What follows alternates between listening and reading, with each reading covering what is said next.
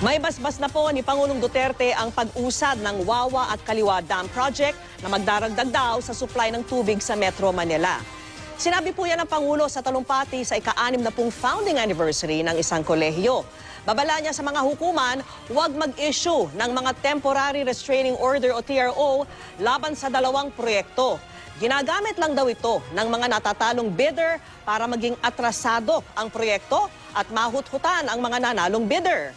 Paglilinaw naman ni Justice Secretary Menardo Guevara, hindi raw pinagbabantaan ng Pangulo ang hudikatura.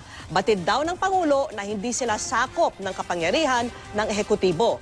At paraan lang daw ito ng Pangulo para magpahayag ng sentimiento sa pag-asang hindi hahadlang ang mga korte sa mga proyekto. Pero may batayan naman daw sa batas ang pahayag ng Pangulo. Wala pang pahayag kaugnay nito ang Korte Suprema.